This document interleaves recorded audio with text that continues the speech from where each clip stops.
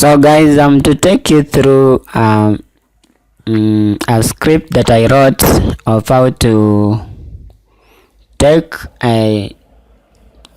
whether you want a screenshot or you want a PDF, to generate a PDF using a Chrome browser. So we have the library called Puppeteer, and Puppeteer is an instance of Chrome. So it's like Chrome running on your computer, but the good part of it is that you can make it headless, so that it can run and automate stuff but without using what it is doing. Okay, so let me just show you. For example, when I open my browser, I have this website here, and it's talking about M-Pesa integration. So M-Pesa integration is those who are around Kenya and maybe East Africa. We have this service called M-Pesa, and it's a mobile money service where you can transfer and receive money through your phone. So let's say that I want to take a PDF of this website here, and I have written this script to do that. I can take it from any website. So the first thing you want to do is to install Puppeteer library, and there is, if you just search on how to install Puppeteer, you'll find how to install it. And then after installing it, you'll first need to require it. So I'm using Node.js, so the first line I'm requiring that library, or including that library in my code. So const Puppeteer is equals to require Puppeteer. So this imports that library into my code, and then here I write the code in async function. That is async function. Those who are familiar with the promises. So the first thing I do is to define the browser. So the browser is equals to await puppeteer.launch. So this line launches the browser, but then as you can see, we have these parameters we passed there. Headless true. So headless true means that it will run in the background. It will not run. It will not open the browser, but it will run in the background. But if I turn this one on, it is going to open the browser and do stuff as we see it. Okay, so let me go to the second line. That's const page. So after opening this browser, this creates a new window, right?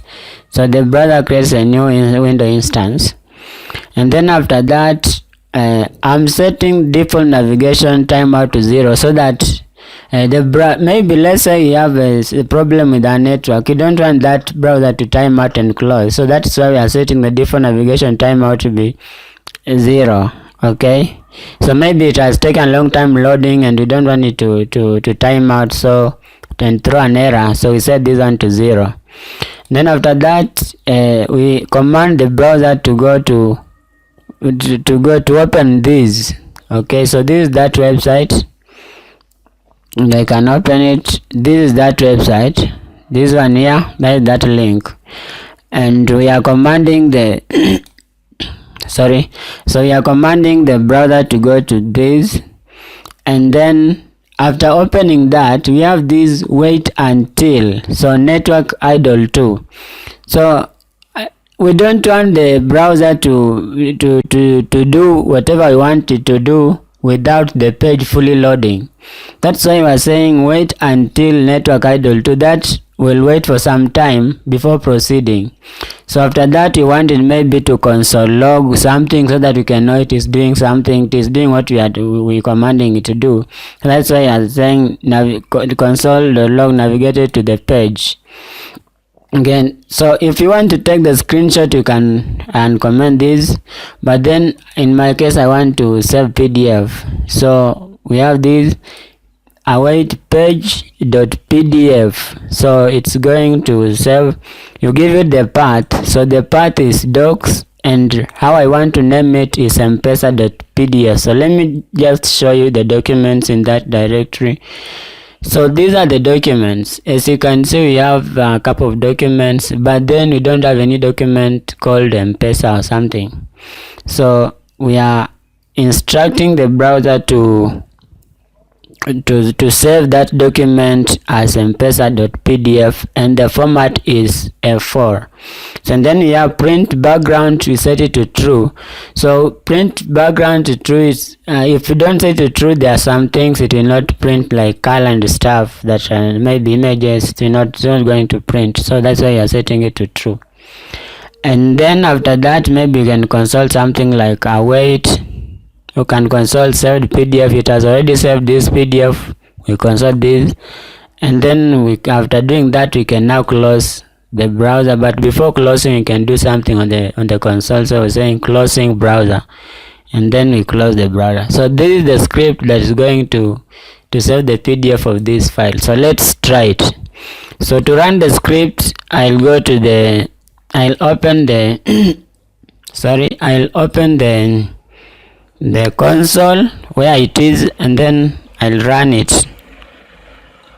So running it, you just write node and then the name of the file you want to run. So I want to run this pdfgen. So node pdfgen, you can do .js, but doesn't matter, it will always understand that we are running this file, that is pdfgen.js, and this is the file here, pdfgen.js.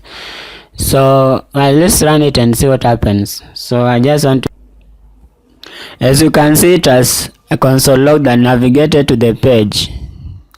Okay, it has already now saved the PDF. So it has console log navigated to the page. After that, it saved the PDF and then it closed the browser. Alright, so let's see if it really did that. So we are going to open that folder, the docs folder.